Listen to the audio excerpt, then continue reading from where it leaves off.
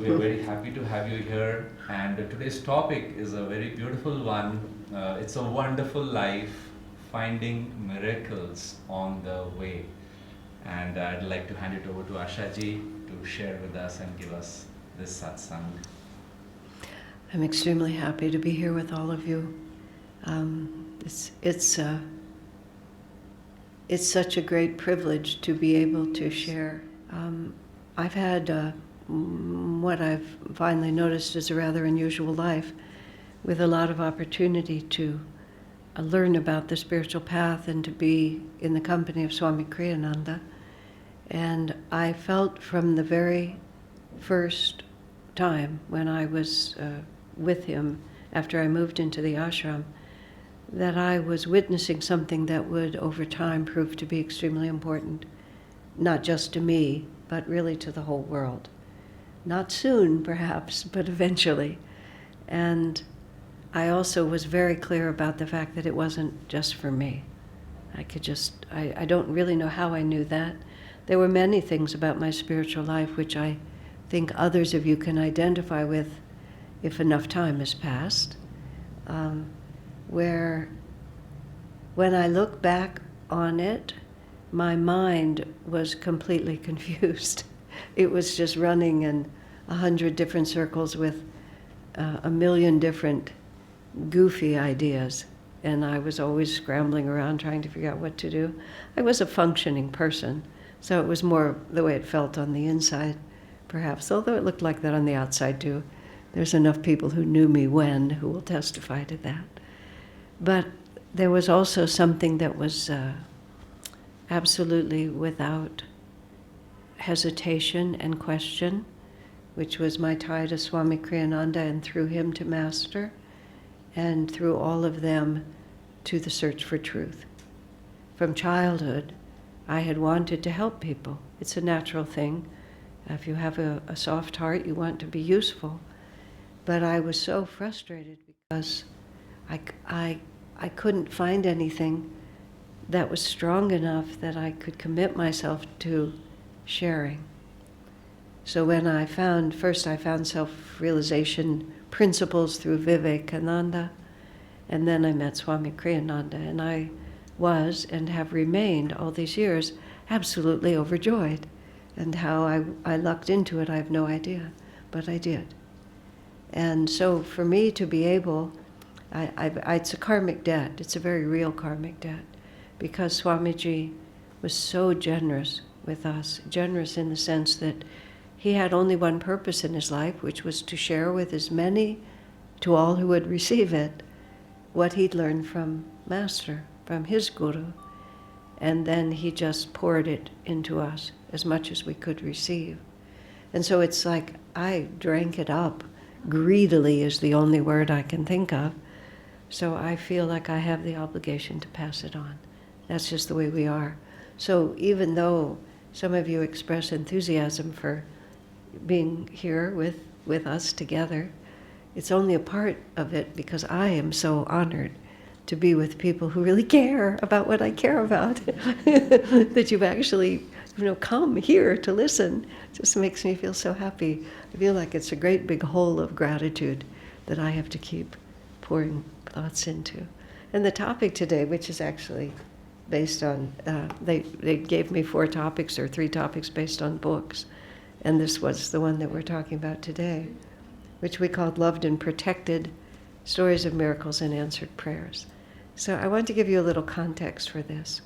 Swami Kriyananda was very clear about the things that Master said, that Master learned from Sri Yukteswar, about the stage of planetary development having to do with the yugas, these long cycles of time, this ascending and descending cycles which take place on our planet as our whole solar system goes closer and farther away of the center of the galaxy and thus becomes energized or deficit in energy. So the basic level of spiritual awareness ebbs and flows. Now, there is because I only learned this from Sri Yukteswar and from Master, from their writings, and then how Swami explained it. I was not aware that they were correcting misunderstandings that crept in Kali Yuga, so I know that the Indian tradition speaks differently than Sri Yukteswar does. But I'm here representing this teaching, so I'll just present it. I can't prove it. It's what they said. So Swamiji talked about, and again, he was talking from Master, that our world has fallen into, our whole universal planetary culture has fallen into narrow-minded bigotries of various kinds. And in Autobiography of a Yogi, Master has this paragraph, Babaji and Jesus working together have planned the spiritual salvation of this age. I find that intensely reassuring. And it speaks of they're very concerned about the effects of Western civilization on the planet. They're really not altogether in favor of Western civilization. And as you all know, it's taking over everything. They're concerned about religious bigotry, about racial hatred, about suicidal wars, and about the boomerang effect of excessive materialism. Now, when Master was talking in the 1950s and 1940s about a lot of these things, they were a little farther in the future, but here we are now. But in Master's lifetime, he made the comment, he said Lahiri Mahashaya was lucky. He said there were no wars during his lifetime. If you think about the consciousness of a master being omnipresent in all beings, and even any of us who even meditate a little, we begin to feel, the energies around us, and we feel other people's suffering. There's the story in Autobiography of Lahiri Mahashaya exclaiming that he was drowning off the shores of Japan, and it turned out that right at that moment some boat was sinking. He's meditating in his living room in Varanasi, and all of a sudden he's feeling the anguish of these poor souls who are drowning in the sea. So one can easily imagine how a master would feel during a war when so many people are so insanely being killed and killing. So Master said Lahiri Mahashaya was lucky because there were no wars. When you hear a remark like that, which of course Swami heard directly and would repeat to us, you realize you don't know a lot about what it feels like to be a master. In the astral world, does, Sri Yukteswar kind of punch Lahiri jovially and say, "You lucky dog," there were no, where did such a thought come from? But nonetheless, there's this extremely human element to the whole thing, in addition to everything else, which is why our minds boggle, and we just have to have it explained to us. But there were 3 wars during Master's life, First and Second World War, then the Korean War, and he passed away before the U.S. went to wherever we went next. As one of my Indian friends said once, I was here during, I think, when the U.S. started bombing Sarajevo, I think that's what it was. And he just said to me, you Americans, you're always at war with somebody. And of course, because it's just been my culture my whole life, I had to stop and think, he's absolutely right, we are. This is the deleterious effect of Western civilization, is all of that energy. So what's happening now globally, now I want to put another point in this. The whole story of the yugas, about where we are in the yuga cycle, which is moving from the age of matter into the age of energy, I think is a wonderful subject to really try to come to understand. There's a book written about it called The Yugas, which I think is available in India. It's available in English, for sure.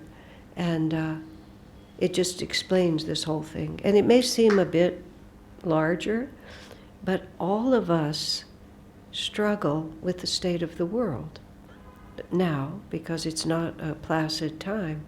we worry, we have anxiety either for how it will affect us personally, or we have compassion for how it affects everyone.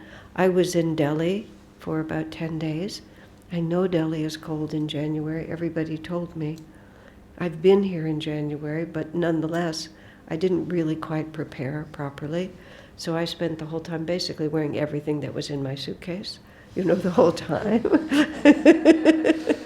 And it wasn't really that cold.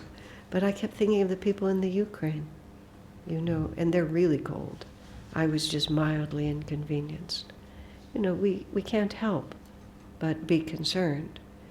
So when we understand the Yuga cycle, and you can understand more sort of what the whole earth is doing and why, and that chapter that paragraph in autobiography, which I quote continually, and I have actually printed out and put it where I see it every day. Jesus and Babaji have this covered. We don't have to worry about it. They know about it. They're working on it.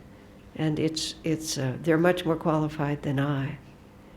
But nonetheless, if we can understand what's going on and what it means to us personally, this is very important for our peace of mind and for us to find our proper place in the reason why we were born. What are we here to do? And how can we carry it out successfully? But the Yuga cycle is a planetary phenomenon, and we're not really earthlings. Swamiji asked Master that question. Are we just, once we start being born on earth, do we just born on earth over and over and over again? Master laughed when Swami said that. Oh no, he said, there are countless inhabited planets for us to go to.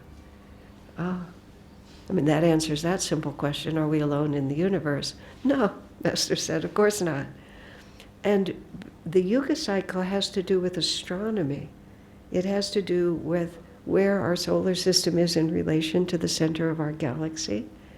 So it's literally a physical phenomenon, although happening on a grand scale. And if we come and go from Earth, it's not like we can kind of get onto Earth and grip the edges of the planet and just sit here until we get to be a higher age and therefore we'll get more advanced. It's simply not how it works. When the body dies, we're in the astral world. And when it's time for us, when our karma makes us restless in the astral world and we get drawn back into physical incarnation, I tend to think of it like this. Let's say you're home and you have an evening off. Maybe your children are somewhere and everybody else is out. You have a quiet evening. You think, I'll do a long meditation. I'll do a yoga posture session. I'll read a few chapters in one of Swamiji's books. I'll listen to a talk. We have all these plans. So let's say we start with a few yoga postures, and in the middle of Savasana, we feel a little hungry. And we think, maybe I'll just see what's in the refrigerator. We open the refrigerator. There's not so much in there. But we remember the new pizza place, which is just down the street. So we think, I'll just dash out and get it, and I'll just put it there. And then after my long meditation and I read the books, then I'll have the pizza. So then we go down to the pizza parlor, and we see an old school friend there. What do you know? And so instead of carrying my pizza home, I'll just sit down and have it with you. And then we're meeting some other friends and we're going off. And 5 or 6 hours later, we come back to the apartment. We see our yoga mat. We remember vaguely that we were doing something else. This is my understanding of what happens when we reincarnate from the astral world. Everything is just peachy keen. Then we get a little hungry. And we just take one little step, and then pretty soon, what do you know, here we are. We're in another body. Now, I think there's a little more thought put into it than that, but we become restless because we have unfinished karma. So we review, with our master, with our guardian angels, who knows? Some of this I'm just making a good story out of very little information. But somehow or another we find out where we're supposed to be. And maybe we need to be in Kali Yuga. Maybe we need to be in Satya Yuga, in the highest stage. It just depends on what the karmic pattern is. It may depend on who we're tied to. I know I'm very tied to Swami Kriyananda. When one of my friends was literally on her deathbed, and I don't know if Swami was in another country, but she's talking to him on the phone. This was Paula. I think it's written about her in here. I've written about her in a couple of places. It's Swami Kriyananda, as we've known him. It might be in here too. Paula was a very simple woman, very unassuming, but a really great soul. She died completely consciously. And she was talking to Swami on the phone. She said two things. First, she said, she had a kind of a simple way a childlike way of speaking. She was very innocent. She said, I hope they have a job for me in the astral world. You know I like to be busy. He said like that. And Swami said, I'm sure they're ready for you, Paula. Don't worry about it. And then she said to him, I hope you never have to reincarnate again, sir. I hope I never have to reincarnate again. But if you come again, I'll come and help you. She said it just like that. I'll come and help you. So we get pulled in, not necessarily because we have a desire or many desires to be fulfilled, but we want to serve. And so we get pulled to the place where we can serve. Because the whole drama of the yugas is like the painted backdrop in a play. You go to an opera, you go to a play in the theater, beautiful sets, but the sets are behind the actors. The actors is where the real plot takes place. But this is the setting in which it happens. So the yugas are a physical phenomenon that provide the setting, but the real drama is the individual jiva. And so it's one by one by one, as we grow, as we become realized, as we become free. The whole story, the whole of creation is for one purpose, which is basically to liberate you and you and you and me, every single one of us. That's the only reason it happens. So where we are and what situation we're in and how pleasant or unpleasant the situation is, there's only one reason why we're here. It's because it exactly matches the karma within us that needs to be fulfilled, and we have come exactly where we need to be in order to do that. Now I want to put a slight footnote on that. In our community of Ananda village, especially where we have families and children grow up, and the children, some of them accept and follow our teachings as when they grow up, but all of them are familiar with it because it's part of our school and part of their families. So at least American teenagers can be quite rebellious and quite angry, quite upset with their parents. I don't know whether that ever happens here. Maybe all Indian children are perfectly obedient, but all American children are not. So sometimes, like the teenagers will get mad at their mother, for example. A daughter gets mad at her mother. She'll say, you're a terrible mother. I don't know why I'm here with you. And then the mother gets to say, not my fault. You chose me. So in the context of that community, there was this one gentleman who's now passed away, a wonderful man, Bajrang, Brian Powers. And he had no children of his own, but he was everybody's uncle. And he was really good with the teenagers, and they trusted him, and he cultivated that. You have extended families. You know how nice it is for children to have more than one adult. So the children would come to him and say, I would never have chosen her, never. So now he doesn't know what to say, because according to what he's understood, of course they chose them. So he goes to Swami Kriyananda. Swamiji, what am I supposed to say when the kids tell me this? I can't change the teachings, but of course if I insist that they did, it's not going to go very far. So Swami modified it to this extent, which is very interesting. and may be relevant to some of you. He said, you may not choose every detail of where you incarnate. In fact, he says, you very likely do not choose every member of your family. And then Swami used his own life as an example, and I say this now because his immediate family has all passed away. Swamiji was extremely close with his mother. They had a very deep spiritual tie. And when I talked to people who knew the family when the boys were young, he had 2 brothers, she told me that Swami and his mother were kind of a bit apart. Their vibration was a bit different than the rest of the family. And they seemed to have something between them. And it was a lovely family in every way, but so it was very true. And Swami said, I came for her, and everybody else came with her, but I came only for her. And his father at one point said to him, I have the feeling after your mother dies that you will not participate in this family anymore. And Swamiji said he just was silent because there was nothing to say. Because in fact, the karma was with his mother. And he make a circle like this where there's a little bit of an overlap. But this was Swami's family on this side, which was all of us.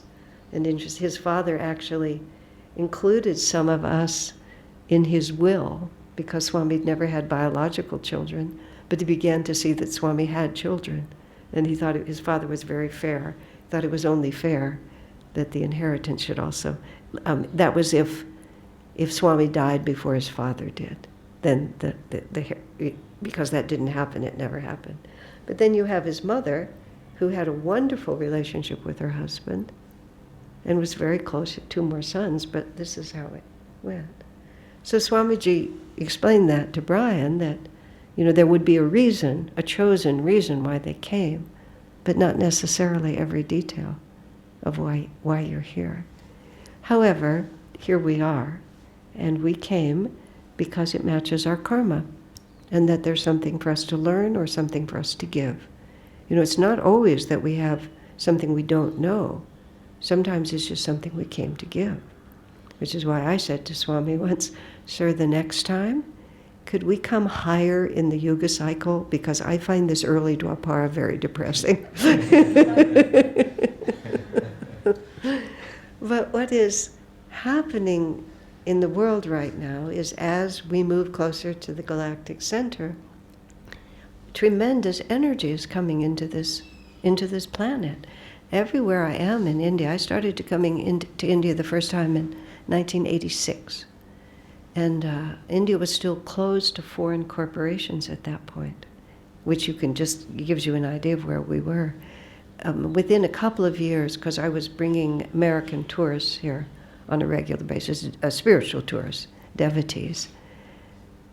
But somewhere between one trip and the next trip, the foreign corporations came in, and the next time we went to Varanasi, Coca-Cola was advertised on the side of the little boats. And the rest is history. You can just see everything is accelerating so fast. Everywhere, everything is accelerating. And the way Swami described it is everybody on the planet is feeling this great onrush of energy. But people are reading that energy and using that energy in different ways. Master says it's because there is a great spiritual awakening happening. And he himself, that's why he came. Sri Yukteswar sent him to California. We just sort of take it for granted that that's what he did, but really odd, isn't it? That he was here in this fine, the country, when Master died, his last words were talking about the power of India for him, and I am hallowed, my body touched this sod. I mean, it's really a breathtaking praise for something that's beyond all of us. But nonetheless, where he did his work, his whole life work, except for just a little bit at the beginning, was all in the Western world, because Babaji and Jesus are quite concerned about the influence of Western civilization, and so they sent an avatar to begin to share all this energy. So all this energy is coming in and everybody feels it. But Master said it's an awakening energy. It's a rising energy. It's a in tune. Let's be more in tune with the greater reality energy. And we see lots and lots of positive energies just shooting all around the planet. Light workers is the lovely phrase that I really like. You just see light workers of all kinds everywhere. And simultaneously. And all of those light workers are feeling this energy, and now is the moment, to change the climate, to teach people to meditate, to find new educational systems, all of these things. And then other people, I call them lovingly Divine Mother's rowdy children. Because the transition from a Kali Yuga to a Dwapara Yuga, a lot of stuff gets to be destroyed. And so people who like to destroy things also get to be born into a time like this. People who like to build with light, and people like to part. People who are violent, people who want power, people who are very sensual, people who are morally depraved. And it's unfortunately, this is a planet in which we all share the same basic geography, so we get to be with Mother's rowdy children. We have to realize, and it's hard to realize, that God loves all of us equally. We tend to think He likes the good ones better, but He doesn't. He wants all of us to be free, and all of us are children. So some are 2-year-olds, some are 5-year-olds, some are 20. And for every one, Mother, as Mother would, helps that child through whatever stage they're having to go through and rejoices. When the evil person is a fraction less evil, or gets the opportunity to find out that this doesn't really make me as happy as I thought it would. This awful life of hurting other people did not work out as well as I thought it might. So they're picking up the same energy and getting worse and worse. And the really, really bad news, and I hope you already know this before I say it, Dwapara Yuga is the most insecure of all the yugas, apparently, because technology grows faster than morality does. So we develop the capacity to blow the world to bits and to disseminate hatred and evil all around the place, and we don't have collectively the moral development not to do it. And because of technology, violence and evil can reach all over the place, just like that. However, Master said, after a tumultuous transition, and he did not put a time frame on that transition, after a tumultuous transition, we'll have like he said, 300 years of peace and prosperity on the planet, but there will be the tumultuous transition. So having said all of this, which was actually, believe it or not, by way of introduction for this book, at a certain point, Swamiji announced that he was writing a book about miracles. And he said that he thought it could be a very important book for our times because it would help people to realize that in all of this that's going on, there's a thread of divine power. And if we're inspired by stories, and if we can hear these stories, and he asked us to sort of gather and contribute stories for this book. At the time I thought, that does not sound like something Swamiji would write. And so it kind of was going on for, I don't know, a few weeks or a few months. And then once he often came to stay where I lived in the Palo Alto community for various reasons. He tended to fly internationally from the airport near where we are, and he just came to visit because he knew we were lonely. So he'd come see us. So he shows up one day with a manuscript folder, and he hands it to me and says, "I'll never write this, you write this." Just like that. Which was also for me because I always procrastinated writing, and I just knew that I had to. So he gave it to me, and there was not much in the manuscript. He'd never really done it.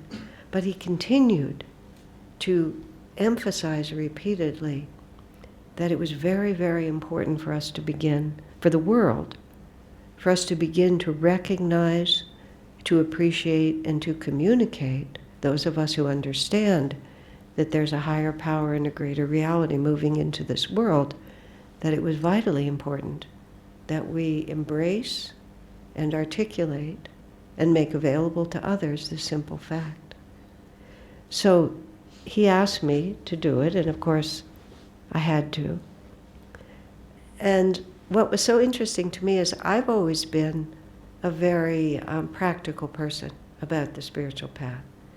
I have a certain amount of intuition, and I live comfortably with very far out ideas. But I've never been one to walk around and talk about miracles. I mean, ever.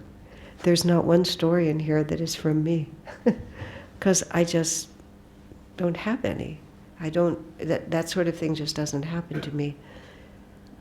But this was the second book of collected stories that I wrote, the first being Swami Kriyananda as we've known him, in which I set out a wide net to the Ananda family and asked them to meet with me either over the phone or in person and tell me their stories about Swamiji, and then I re-articulated them and explained them in that book. So I kind of knew what the method was. So I contacted my Ananda family, and I think I probably traveled to a few places, and I also got calls from Europe and various other places. And then began what really was one of the most wonderful experiences of my life. I have to say it was. I didn't want to record because that's a long process of transcribing and so on, and I can type well enough without looking at my fingers to be able to understand it, the confusion.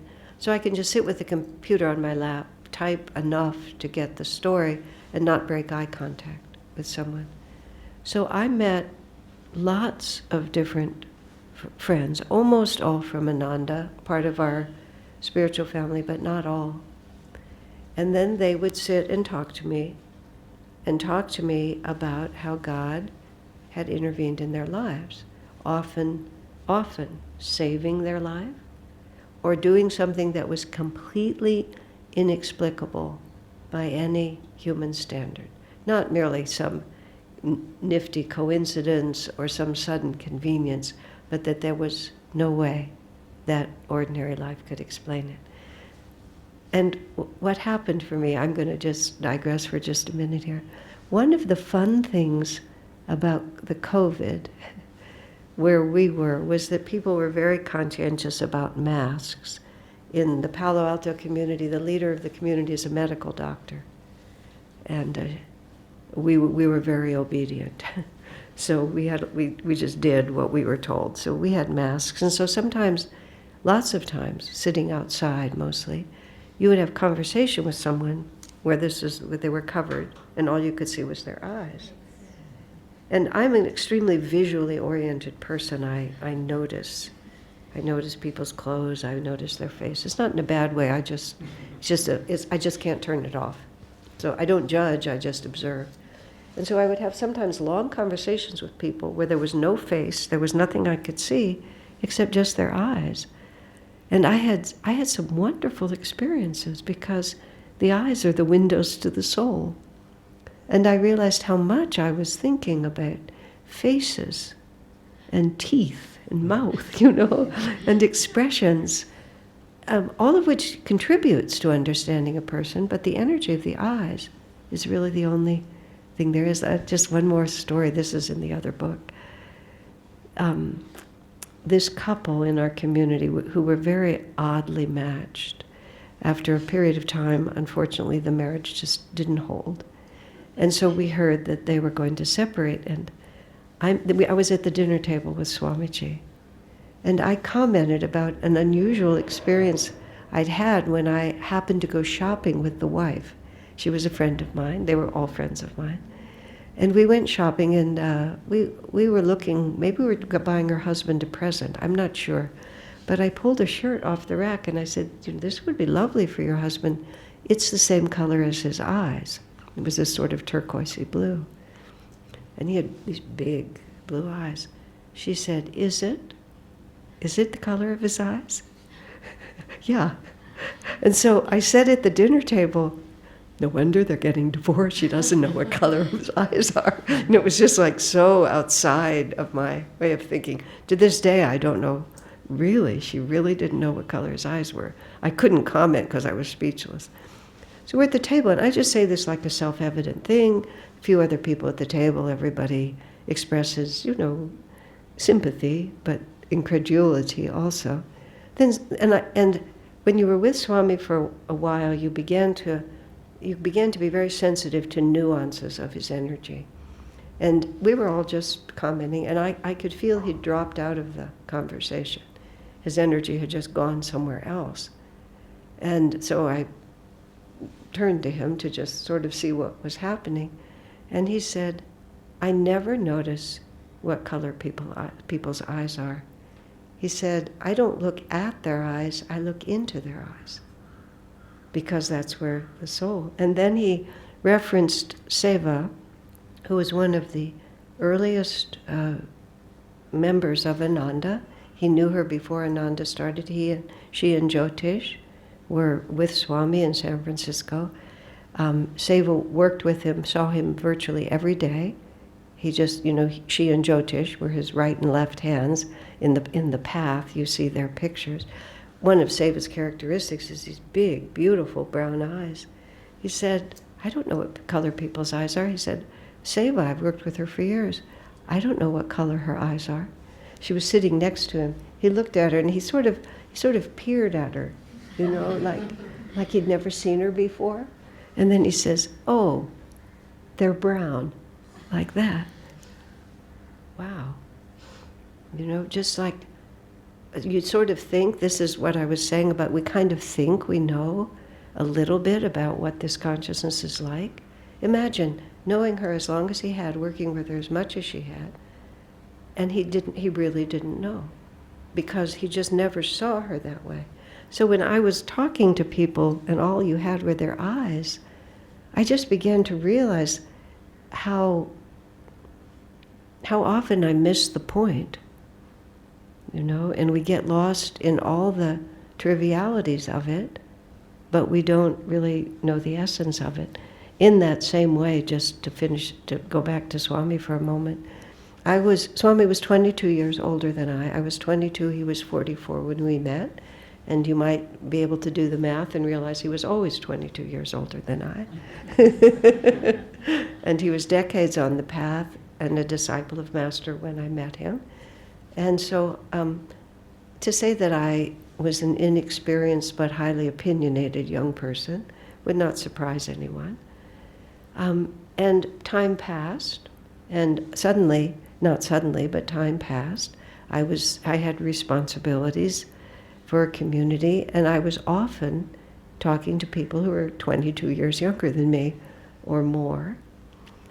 And they were often opinionated, strong-minded and opinionated, and not shy about expressing it. And from time to time, the temptation would come to me to say, you inexperienced twerp, why don't you just listen to me? But because of the way Swami trained me, I never actually did that, but the thought crossed my mind. Because I realized much more profoundly than I had when I was growing up with him. That's how I feel. I feel like I grew up with Swami. He never, not one time, not once, ever referred to my age or my inexperience in any way. And so the next time I saw him, I sort of told him this whole story, and I said, thank you. You never made me feel young and inexperienced. You always respected me, and therefore it gave me confidence to be myself. And again, I saw that energy where Swami kind of, he acknowledged it, and then he kind of dropped out of the conversation. And I sort of wondered why. And then, referring to what I'd said, that he'd never commented on my age, he said, I never noticed. So again, it wasn't like discipline. I was disciplining myself not to be rude, to extend to others the favor that Swami had extended to me. But this is, among many examples, I could discipline myself to have the right action. Swami had the consciousness that caused him to respond in an entirely different way.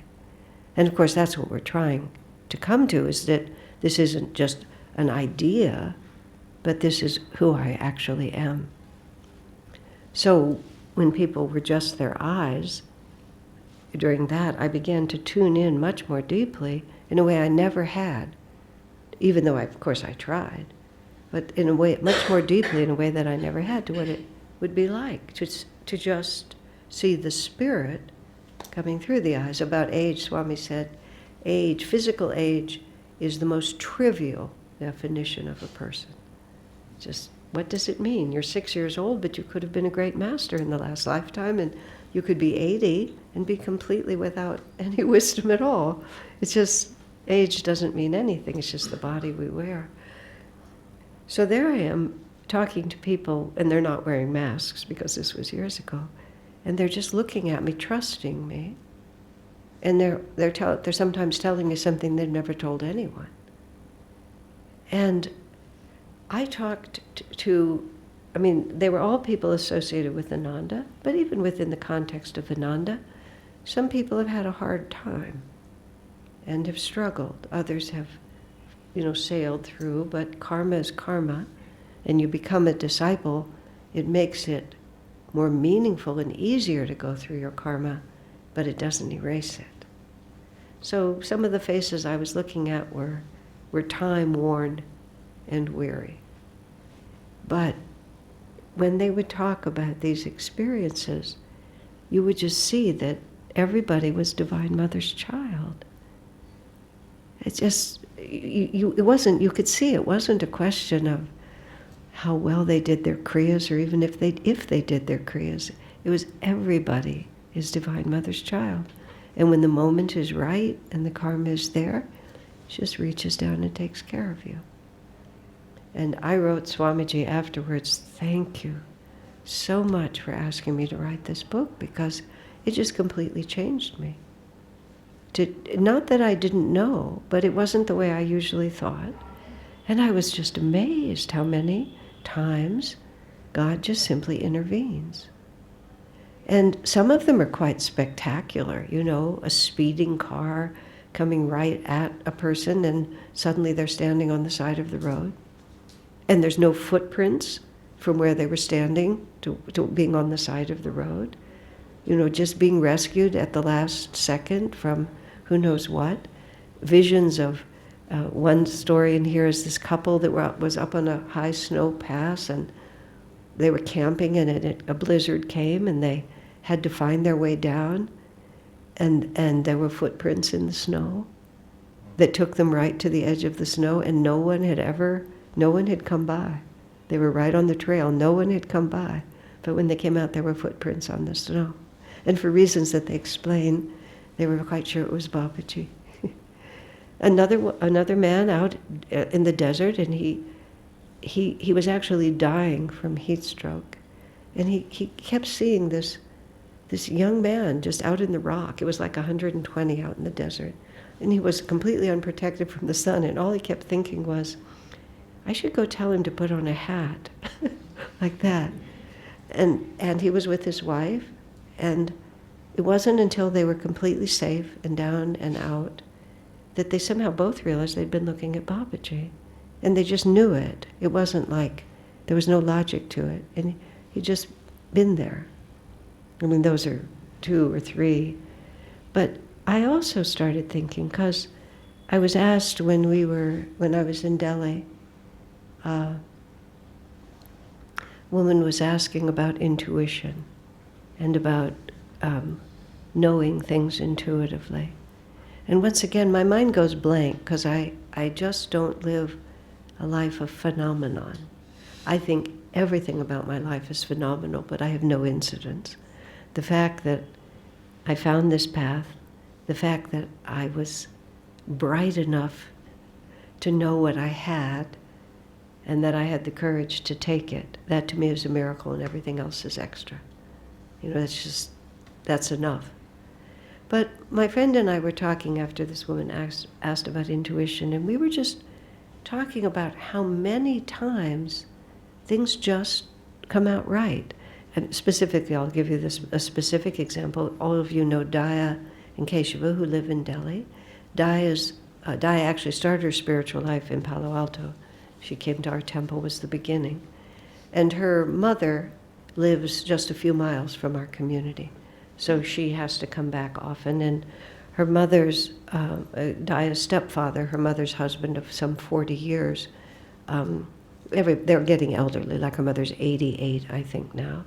And her husband was 90. And so they became ill, and Daya's life is in Delhi. She can't, be there with the daughter. And in the American culture, she wasn't necessarily expected to be. But her mother needed help. Daya calls me. I happened to have just talked to a person, this was just when COVID was starting or just before, to a woman in our community who was very dear, but I rarely see her. She had just talked to me just that time that she'd been laid off from her job and she wasn't sure what she was going to do. Daya says, "Is there anybody you know who could help my parents?" "Absolutely," I said, "I know exactly who." So she goes, and for the last 3 or 4 years, and then the husband died, the mother's alone. Daya says, actually quite nicely, "I think my mother loves her more than she loves me."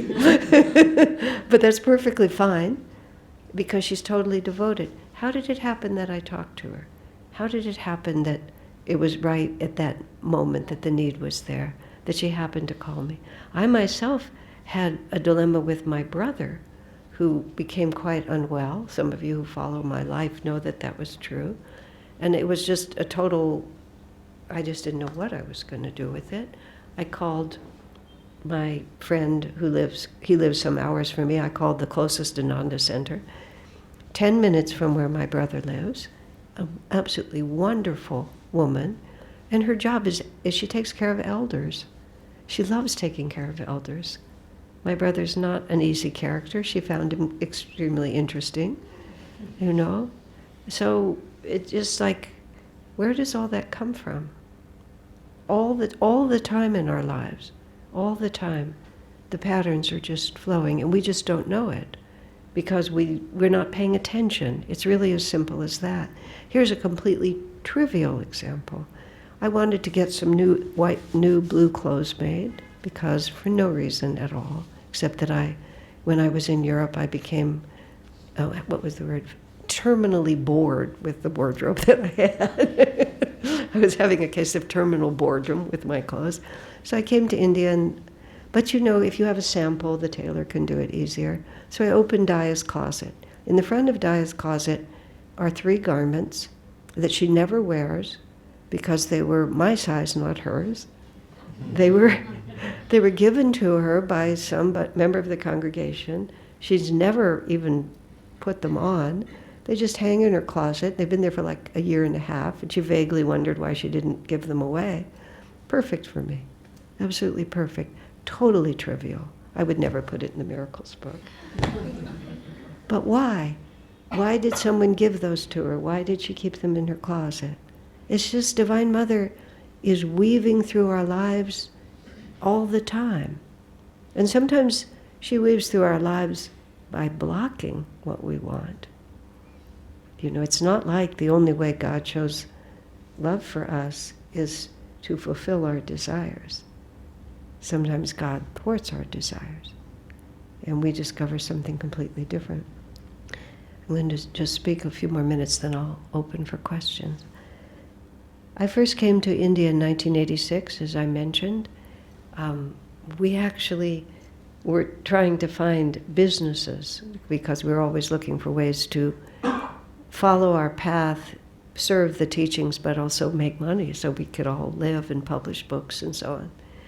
So we realized that spiritual pilgrimages were a really red-hot idea. And we realized from America, a lot of people wanted to go to India but didn't really know how to do it. So we decided we would bring American devotees, and we would go in the footsteps of the Master, which is still what people are doing. Of the 4 leaders, only one of us had ever been to this country before. But I came along because I knew a lot about the path, and I could just talk, and that was my job. So I'd never traveled, by that point I'd been to Europe, but I'd never traveled outside of the culture that I lived in, really. So seeing India was really a revelation for me. I had several experiences when I first got here.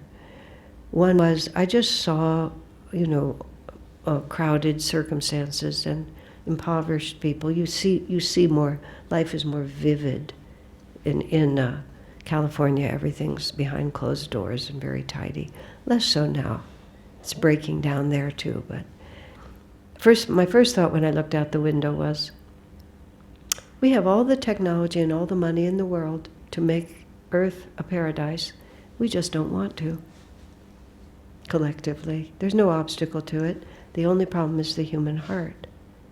And it occurred to me that the work I was doing to help people understand what causes suffering and what brings joy was the most politically active thing I could do. I've always felt like an extremely politically active person because what we're doing, not just we're solving the problem. Because this is what all of it's about. It's to awaken compassion and courage. But what I began to notice, and we brought groups over here over a period of 20 years, almost entirely Americans, almost entirely people who'd never been outside of that comfortable Western world. And people would have different reactions to the sight of poverty and sickness and suffering.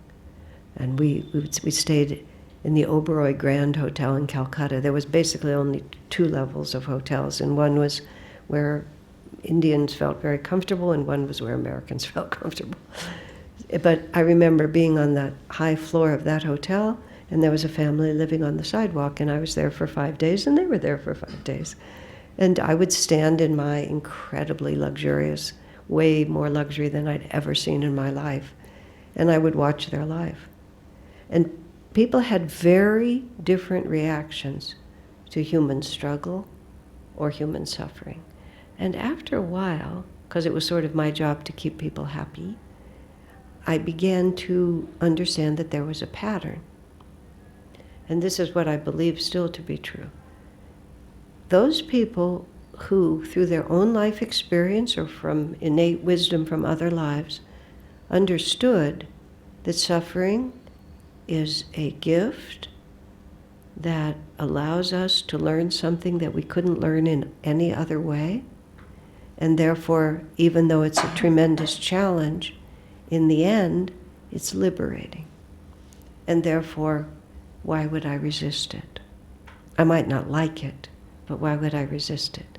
And then there were those who were not reconciled in their own lives to the necessity to face difficult situations and expand your consciousness to embrace them. And those who could not accept suffering in their own lives became very panicky when they saw it in other people's lives, And this is not exactly about miracles, but it's really about miracles. And I was talking to a group somewhere in the last few days. When we see people suffering, our first thought is how to get them to stop suffering. But our first thought ought to be, how can they learn what they need to learn so they can become more free? Like, what do we really want for people? And this is like where love requires more courage than we often want to give it. We want to protect people from suffering, but often in protecting them from suffering, we're preventing them from growing. A mother who spoils her children does not help them. A parent who spoils their children because they never develop the strength. If you just raise a hothouse flower and then it has to go out into the world, it doesn't have the necessary stamina. But it's very difficult to realize that everything that comes to us is equally a gift from God. And it's a gift from a loving mother who knows better than we know exactly what we need. It's very annoying, I admit it. It's very annoying. But the ego thinks that ease and comfort is the same as good. The soul knows that courage and victory, will take us to freedom. And is that bad when you have to rise to accept something that you didn't choose? So we go back to those high school kids. I would never have chosen you. I would never have chosen this. And that's really what we're working toward. And however, when we immerse ourselves in dramatic stories of how attentive our Divine Mother is to our well-being, those are the things that give us faith. That we know, in the moment of need, Divine Mother's there. Yeah. There's a wonderful quote from Master that I only saw recently. I don't know how, but I just saw it recently. And he said, after I am gone, unknown, I will walk by your side, guarding you with invisible arms. Unknown, I will walk by your side, guarding you with invisible arms. And the masters tell the truth. We can't see what those who have that kind of sight can see, which is we're never alone. We're always surrounded. And if Divine Mother chooses not to intervene, the only reason she would do that is because she knows it's better for us. Just like you might look at your child and think, do I intervene and make it work for them? Or do I let them face into it and conquer it themselves? Jyotish tells a charming story about this little 3-year-old girl who used to come visit him when he was living at Ananda village. Her name escapes me at the moment, but she was one of the reasons that we weren't able to stay at what is the seclusion retreat. We had 75 acres there. Cece, that was her name, Cecilia. And Cece made meditation impossible anywhere on the 75 acres because she was so forceful and so loud and so continuous. But she came over to visit Jyotish. Maybe she was 5 by then. No, she would have been 3 because she was small. And his steps into his house were very crudely built because everything was crudely built. And he heard her trying to kind of climb onto the porch. And she kept trying and she wasn't making it. And finally she stepped back and said, "This is going to take my full blast," she said. And she sort of ran and threw herself onto the porch and then triumphantly came into the house. It became kind of a joke among us. "This is going to take my full blast." But of course he could have gone out and helped her. But instead he wanted to wait and see if she could manage herself. So often the miracle is not that Divine Mother intervenes, but she waits to see if we can manage ourselves. And when we do, she cheers us and blesses us ever more deeply.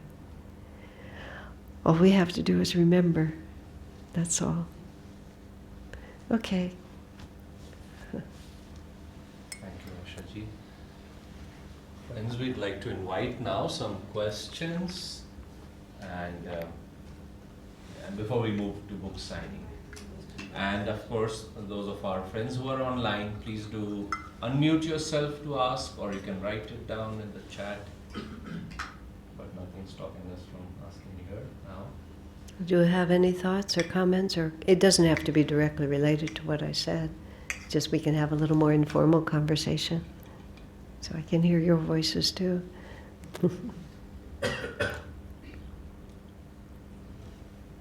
I'm thinking of this quote of Albert Einstein that either everything is a miracle or there are none. There is no miracle. Right. Because I mean, from his point of view, the grand design of the universe, the beauty of it all, the synchronicity was just so beautiful. And then, of course, down into the detail.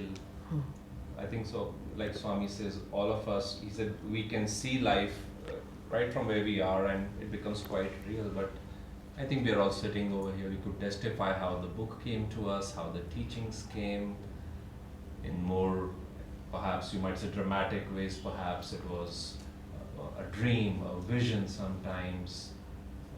But those are good memories. Master said memory was given its best use as if you reflect on those good instances, that have happened and build on that.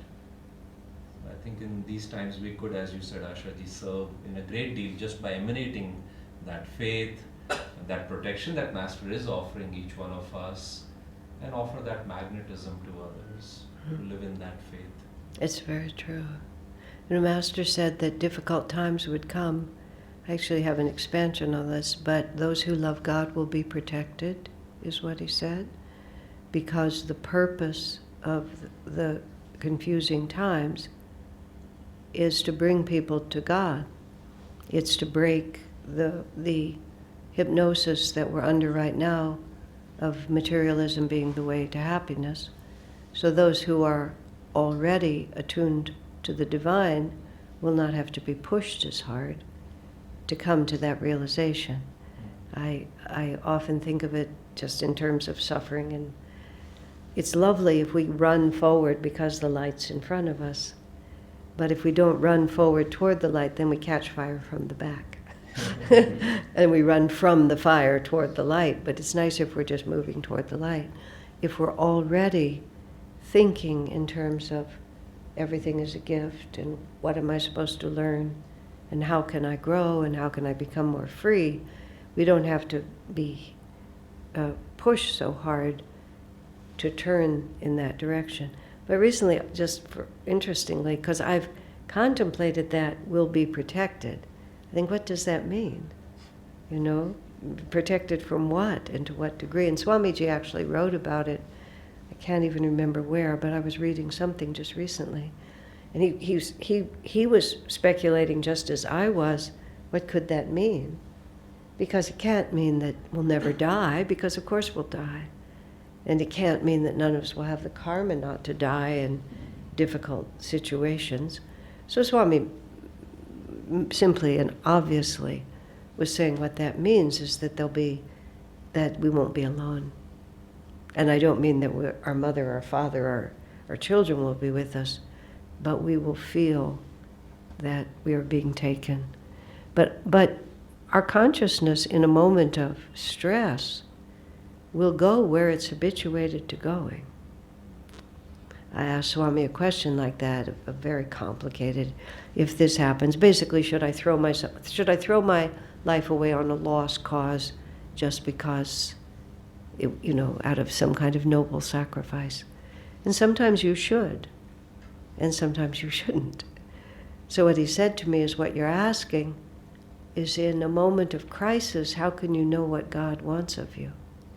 And he marvelously said to me, you have to practice when it's easier.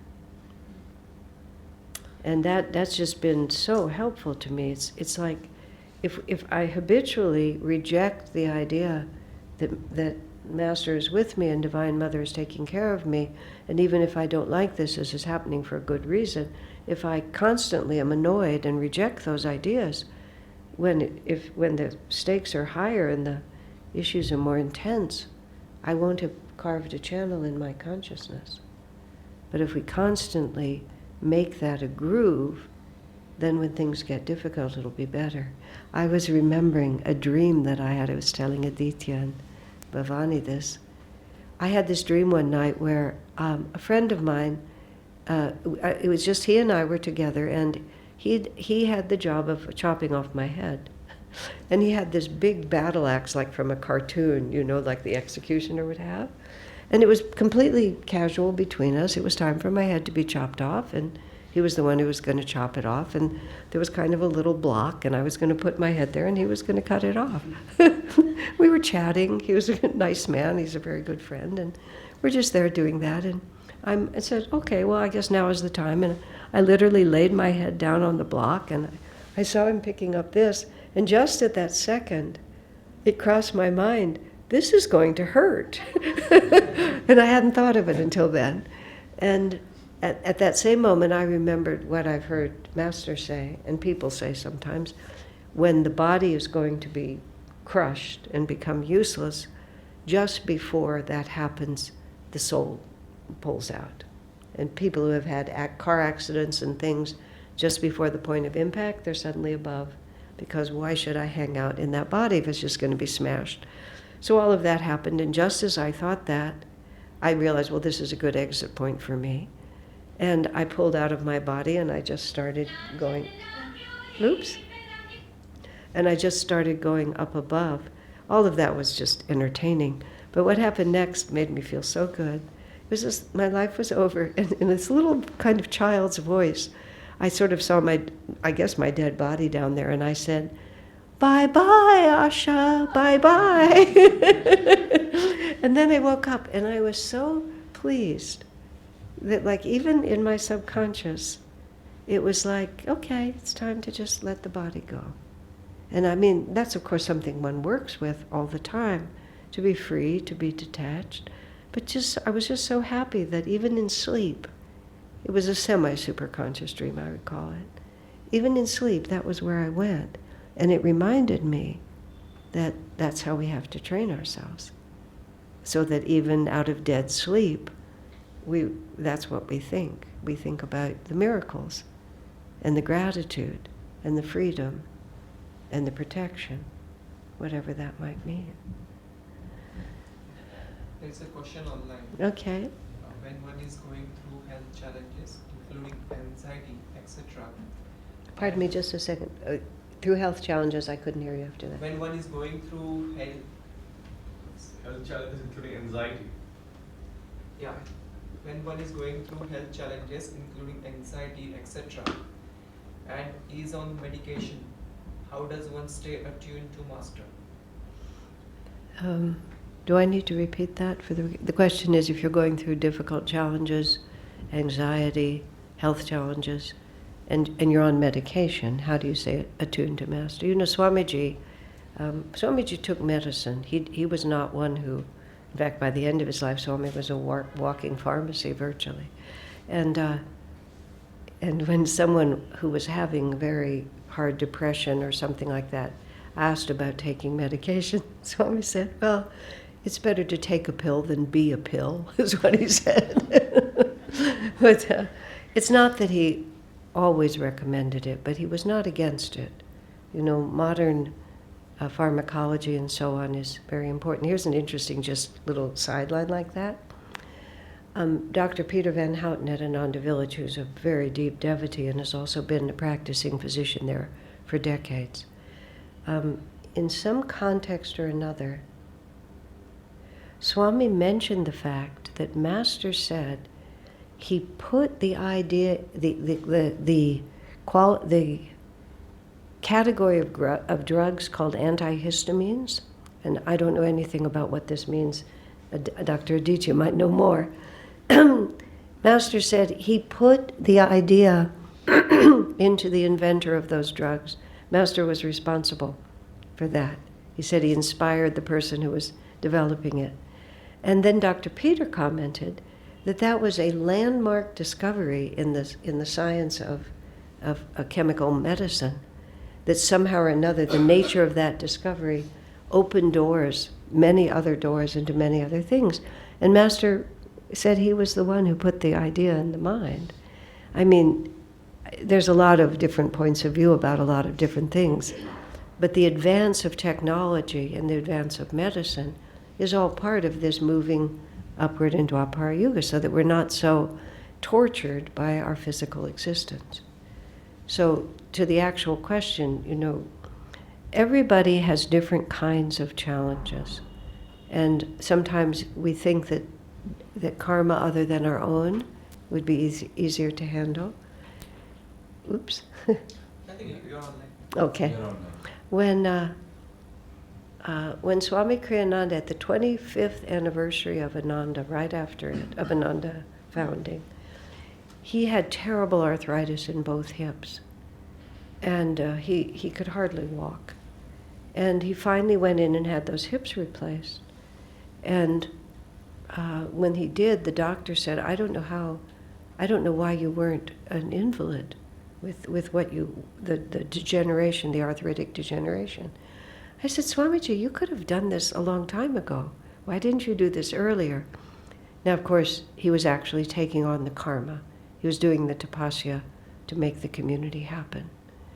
But he also said, there were so many challenges to building Ananda, He said, I never felt that what was happening in my body was particularly different than everything else I had to overcome. He said it was all just challenges to my willpower and my perseverance. Now, not everyone, of course, has the kind of willpower and energy he did to just separate himself from physical realities. Each of us has a certain limit, and that's simply what we have to face. So we can't always measure let me phrase it differently. It's impossible to measure whether we're succeeding or failing at a test. And you would think it would be simple, because we have this extremely simplistic, linear attitude about what success looks like. But we don't really know. We don't even know what the test really is.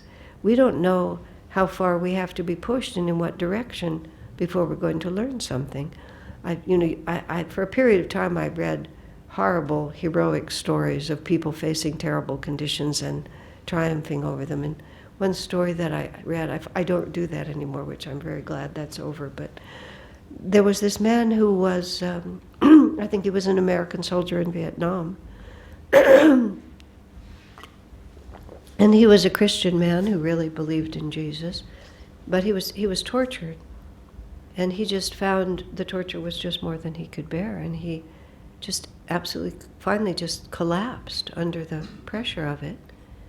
And after he collapsed, he surrendered to God in a way that he did not know was possible. And the only way he discovered it was because he'd been pushed so hard. And from that moment, he was never tortured again. It's a hard thing for you to say. A friend of mine, who's a devotee, she developed intestinal parasites, which I don't understand the details of it, but it just took her energy. It took her capacity to depend on her physical body for 7 years. And she'd been a very energetic person, a very capable person, and she just couldn't function. And what she said to me, I didn't know any of this until recently, because this happened a few years ago. She said to me, when she found that she was able to basically do nothing, she prayed to God and Guru, because she's a disciple. She said, almost no one in this world loves you, Lord. I can't do anything else, but I'll just lie in this bed and be somebody who loves you. And it was like everything else was taken away, and all she had left was her own heart. Can we always break in that direction? No, I don't think so. Sometimes we just go farther down, and the only thing I think we can do is just do our best, no matter how bad that looks, for one more day. And that's when we have to have developed the idea earlier that everything happens for a good reason, and Divine Mother loves us even if we can't tell. And just feel like whatever karma, whatever I'm paying back, this is just what I have to pay back. I have a debt. I've moved, somehow in some lifetime I moved off center, and now I'm being given the opportunity to come back. That's the best I can offer, because I think each person has to find in their own heart just where you can stand. I do think one of the most powerful things that we can practice when it's easier is the realization that God's love for us is not dependent on how much we deserve it. No, we're always attributing to God and Guru as fickle and superficial attitude toward love as we ourselves have. If you please me, I'll love you. If you do something for me, I'll love you. If you stop pleasing me and stop helping me, I won't love you anymore. And then we just project that onto Master. And if you want to break your mother's heart, that's how you break it. I mean, think about it. You don't really love me. You know, that breaks your mother's heart. But when you feel that she loves you, and you know that she loves you, and that's why we say Heavenly Father, Divine Mother, every time. So I think what one should practice is the fact that God loves me. And even more fun, He's stuck with me. Master, you made me your disciple. You brought me to this path. You allowed me to promise that I would be your disciple. And you knew what you were getting. You knew me better than I know myself. And you took me in. And there you are. You're stuck with me. No matter how useless I am to you. No matter how awful I behave. I'll just be one of Master's rowdy children. And we'll be the one stray brother left by the wayside that he has to come back again and again to pick up. I mean, it sounds funny, but I often say to people, just lower your standards. Instead of expecting to be real good, just recognize that you're not much. A friend of mine that I was trying to persuade her to that, her little motto became, I'm perfectly adequate. That's what she would say. I'm perfectly adequate. Because she was torturing herself by trying to be perfect. And thinking that that's what Master wanted of her. He didn't. He just wanted her to know that she was loved. So I think if illness, anxiety, take away from you all the opportunities that you think are required to be Master's child or to be loved by God, it's a really good test to see when everything is taken away if you can still have that. That might be the whole point. You never know. Yeah. There is another question. When our dear ones are going through the process of learning, how can we remain calm and support them in learning lesson? And how to remain detached? Of course you're not detached. The idea of being unattached is naive. Of course we're attached. Our hearts, our happiness depends deeply on the people that we love. So don't even think about being detached. Just think about using the powerful commitment you have toward their well-being, to use it to hold yourself steady and pray desperately like you've never prayed before. But you have to practice when it's easier. You have to practice seeing suffering in people you don't even know and bringing your consciousness back to the fact that this can only be for their ultimate good.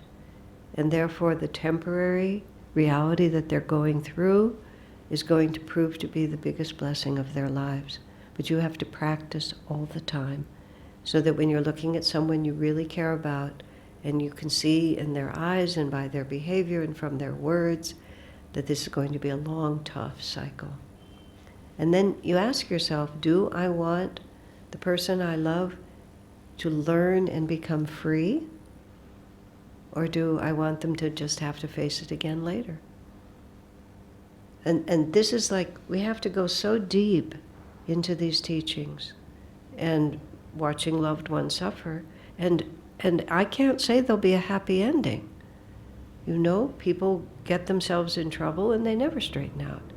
You can have a whole incarnation. So this is not to say, oh, if I just get my attitude right, everything's going to be fine. Like, what is fine? What is good? And why is this happening to me?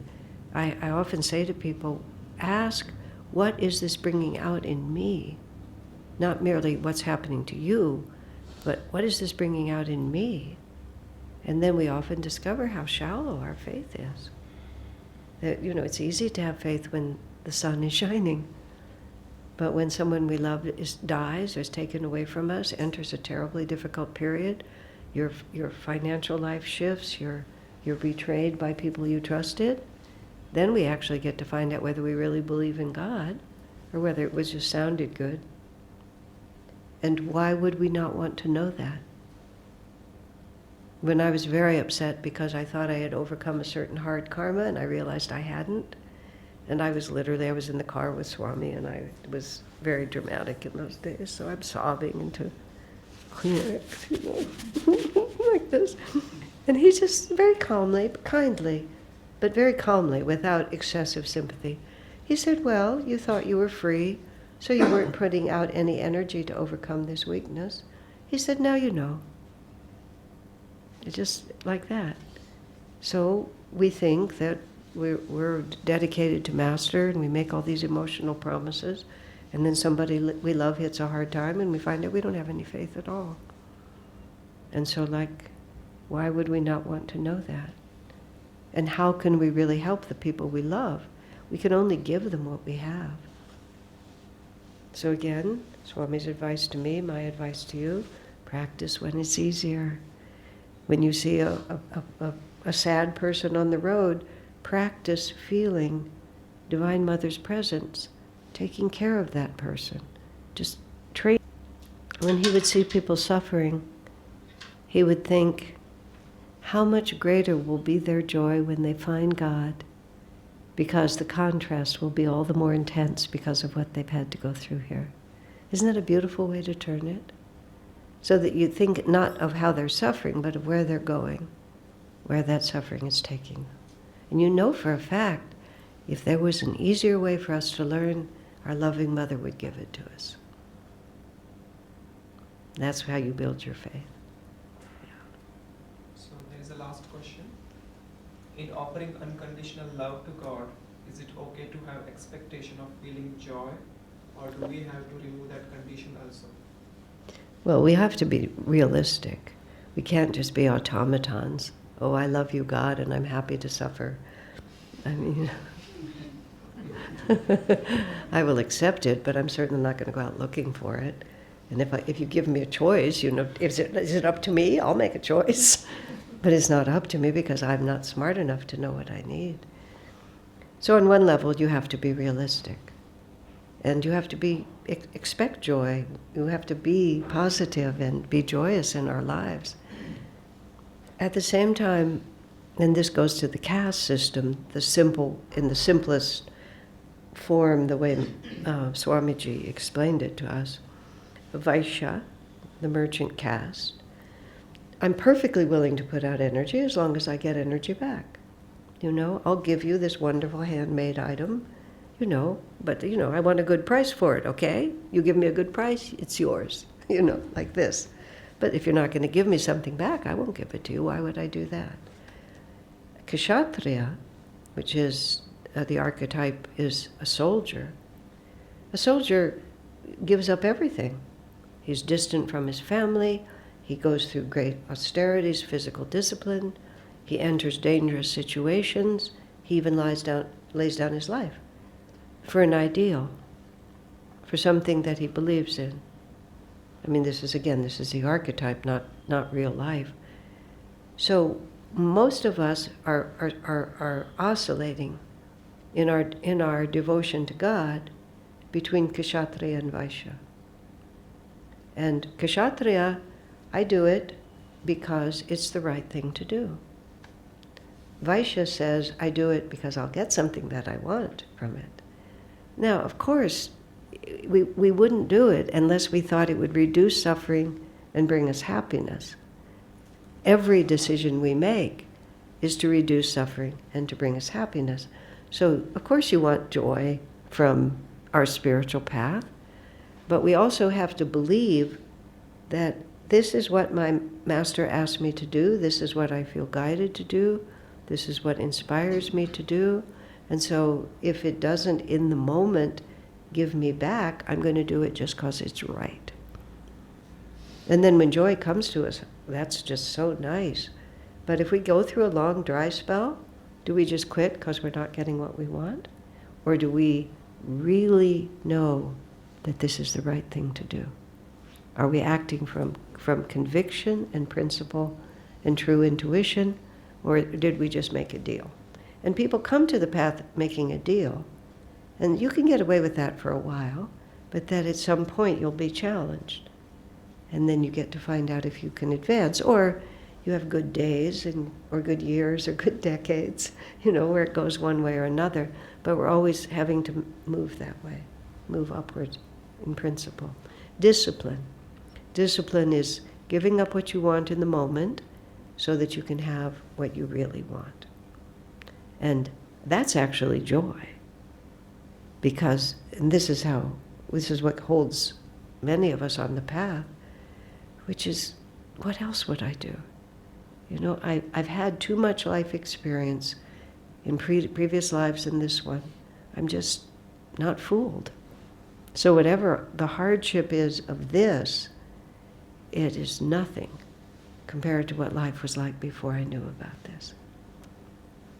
So that's worth thinking about. You just contemplate.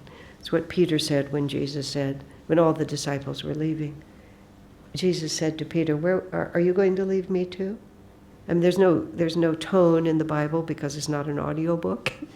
But that was at the end of Jesus' life, when Jesus was saying, "Eat my body and drink my blood." Right? I mean, if you walked in here and I started saying, well, you know, one by one we all have to jump off the balcony and, you know, or just go swim in the frigid ocean. And in the Bible it says, the disciples said one to another, "This is a hard teaching." Because it was madness. They didn't have any idea what he was saying. And then it said, "From then on, many walked with him no more." So everybody's deserting Jesus because he knew it was the end of his life. And he knew that the weaker ones that he could carry, he needed to make his core group strong because he knew what was coming. So all these people are leaving. So then he says to Peter, "Will you leave me?" And what I mean about the tone is like, how many of Peter's friends had already gone? Did his wife leave? Did his father leave? You know, is everyone he was counting on gone? We don't know any of that, but it's all quite reasonable. "So, Peter, what are you going to do? You know, they think I'm nuts. What are you going to do?" And Peter just looked at Jesus and said, "Where could I go?" Which was a wonderful answer, because what I read in that, what I've heard Master and Swami say, Peter had no idea either. He had no idea. But he knew, and this is how Master said it, the test was not about Jesus. The test was whether the disciples trusted their own experience. It was a test of their capacity to be dedicated to the path. So Peter just said, "I don't know any better than anybody else what's going on here, but I know you. And I couldn't possibly leave you. Where could I go?" So you see, that's Kshatriya. That's just, this is right. I don't get it. I don't know what's happening. And that's what we have to work for. That's also the answer to the question of great physical challenges and anxiety, and our lives are changed by lots of things. But where could I go? Even if I've become your worst disciple, unable to do anything, where could I go? That's what we're working toward.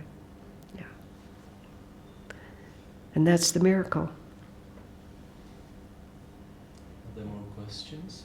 Just a moment. Anybody here has a question?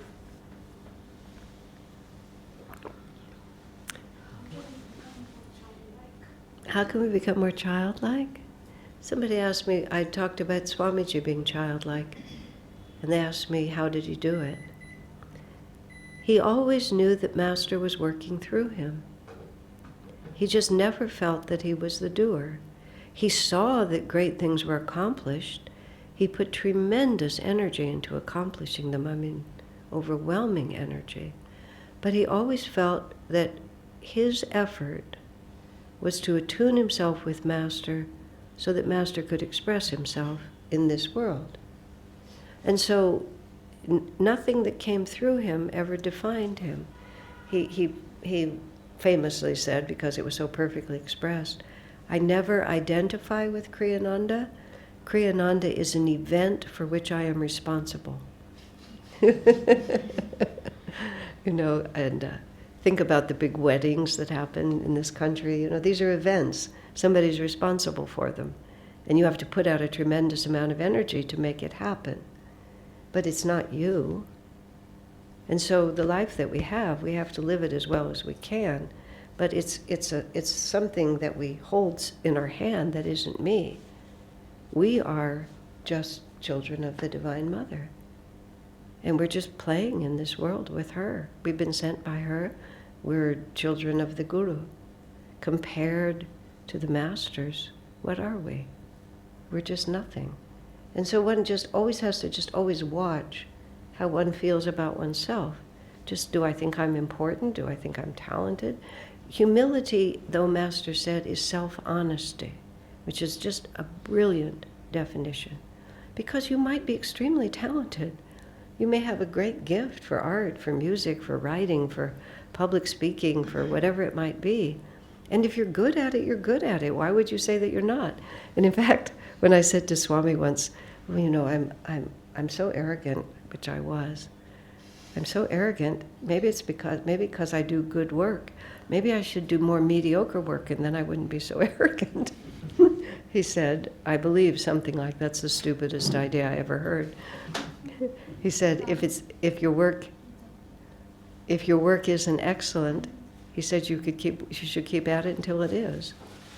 You know, that was just like, that's not the solution, but you make it excellent because you get out of the way. But you have to be honest. If somebody said, oh, that painting is beautiful, and you painted it, and you're looking right at it, and you know it's beautiful, you have to say, yes, isn't it? Yeah, it's just beautiful. I was so pleased that it came out so well. Because that's just the truth. But that doesn't make you unchildlike, doesn't make you proud. It's just the facts. In fact, there it is. That's what Swami was. It was always Master. Put your attention at the spiritual eye, he would say, and let Master work through you. And we would all just kind of like, you know, what are you saying? But the older you get, the more you try, the more you begin to just feel that. You just feel there's something that, you know, something that flows through you and it has nothing to do with you. And then it's easy to be childlike because, and I think to be enthusiastic. Swamiji was very enthusiastic, just to appreciate. Always just look around for something. It's like a child does. Comes into the room and suddenly this is the most interesting thing in the room, you know. So we should just always be interested in finding something that's uplifting to us, no matter where we are. And that kind of entertaining ourselves from inside also helps. Yeah? Okay. Yes. How can we help? You just said we don't want to stop their learning, someone's learning, or they are suffering, but we have to think that the end result is going to be so great. So then, are we not supposed to help them? Oh no, you should help in every way you can, but you should help in such a way that it actually helps them, that it doesn't just ease your suffering watching them suffer. Okay, what most people need who are facing difficulties is they need a cheerleader. They need somebody who loves them. And somebody who's sympathetic. Swamiji said we should be very sympathetic, but not too sympathetic. He said if you're too sympathetic, I loved how he put this, it increases the delusion that the person has a big problem. But to be like he was with me, well, you thought you were over it, but you're not. Aren't you glad about that? But there was behind that, there was this tremendous support and affection. But you can be very sympathetic. I know this is hard for you. I recognize that you're struggling. I know you can do it. Maybe you can't even speak. Maybe it's only in your heart. But to have faith in the person and to project faith to them. That this is your karma. It wouldn't be coming to you. You don't necessarily say all these things. It wouldn't be coming to you unless it was for your own good. So I know you have the strength to meet it, and you will succeed. Now, whether that's tomorrow or next incarnation is a hard question. And then pray. Pray, pray, pray. My prayer is this one. Lord, whatever you're trying to teach them, help them to learn it. Give them wisdom, give them devotion, give them receptivity. Help them to learn it. And then I often add, and soon, because I can't stand this anymore. I'm at my wit's end on this. So you've got to help them. One more. When you're with someone and you're trying to help them and you don't know how, pray to that person's soul. And just look right at them, while you're having whatever, and say, what do you want me to do? How can I really help you? Not just give you what your ego is asking for. You tell me, superconscious to superconscious, what I can do to help you. Remarkable things will come to you. Yeah, such as, shut up and leave me alone. I put a weird answer when I try to do that, when I try to talk to someone's higher self. What do you want me to do? And the person said, don't make things complicated, just shut up. Yeah. I never ask them, okay, he don't want my help, or she don't want my help, she just wants to be left alone. But you can still love them, and you can still bring them soup. Yeah. There's lots of things you can do. Well, maybe it's time for you to have soup, Asha ji. Well, we have also means, means, how about we take, are you up for one last question? I'm perfectly fine. Okay, so let's... A Kishan had, a Kailash had, right? Kailash, Uh-huh. who, by the way, is visiting from Kerala. He's come to see Asha ji from special welcome. Yeah, I want to ask, when someone is going through a test, there is always an element of endurance there, where just it's just bringing out some kind of strength from within to keep going, even though nothing seems to be working out on the outside. So what would you suggest, or is it just passively enduring and just keep going through, or is there some kind of an attitude that you can bring into it? Could you repeat? The question was, sometimes tests require endurance. Do we just passively endure, or is there some better idea than that? My basic philosophy is anything that works, do that. Netflix, whatever works. Lower your standards. I'm only half joking.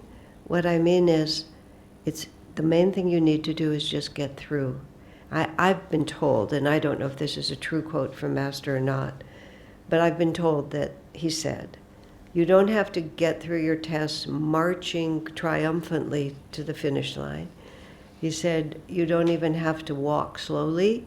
You don't even have to crawl. He said, you can slither forward on your belly. Now, whether he actually said that or not, but I know it's true. It really doesn't matter how gloriously you pass, as long as you don't quit. And don't quit means that I don't give up my faith in God. I don't give up my discipleship. But one should do the best, and there's a few things to watch out for. If you're part of a sangha, because I've watched all this for so many years, people will get into a bad situation, and then Satan will say to them, oh, your energy's so bad, you really need to stay away from the temple. You need to not go to the meditations. You need to not impose your bad energy on other people. So at the very time when you ought to be bringing yourself into the positive energy, part of what happens is Satan starts telling you not to. So if there's one thing you should do, you should keep showing up. You should keep going to the place where there's positive energy. And of course your negative energy doesn't want you to go there, because it's going to bring light into your situation. And before things get tough, you need to get in the habit of showing up. Because when you're going to need your brothers and sisters, and we're going to need the energy that is generated by having the satsang around you, it needs to already be a habit. So at the very least, you need to bring into your life what positive energy you can still access. You can turn, I saw Ashish just put out that they're putting up a Ananda music app. And I know there's other places where you can just do nothing but just push the button and have the music that Swami's written go through your head. Or listen to Swami talk, or Master talk, or Master chanting Om, or Swami doing the Gayatri mantra. Just bring positive energy into your world. It's positive spiritual energy.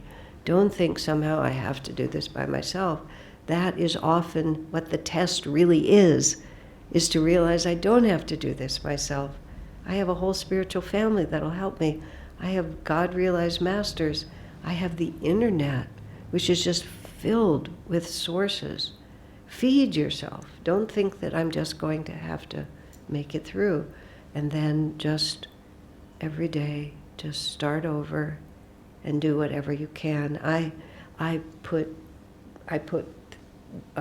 wise sayings of the masters all over my walls. I have fewer of them now because I'm not suffering as much as I was. When I was super suffering, I had pictures. I had not just pictures, but I had wise ideas. Any idea that I thought would help me, I stuck it on the wall. So I'm pulling my clothes out of my closet, I have to read it. I'm brushing my teeth, I have to read it. I wake up in the morning, I have to see it. Look at your environment. Make it strong. Even if you're not strong, make your environment as strong as you can make it. And then, you just have to endure. And so that's why you have to have practiced when it was easier. Why am I on the spiritual path? What do I really believe? So that when you stop being such a golden child and sailing through effortlessly, and it's really time to find out what you're made of, you have something inside of you. And a lot of times you just have to endure. One time I was just facing something that felt so hard to me. I finally realized I was really angry. I finally realized I was really angry at them, super angry at them, for a weird reason. Is because I knew that I would endure and triumph. And I knew it was going to be so unpleasant. And I was just so annoyed with them for putting me on such a hard obstacle course. Because they knew I would do it. I mean, it was very convoluted. But why do you have so much faith in me? That was basically what I was feeling. Mother Teresa of Calcutta said that. God never gives us a trial more than we can do, but I sometimes wish God didn't have such a high opinion of me. So a sense of humor helps. Okay.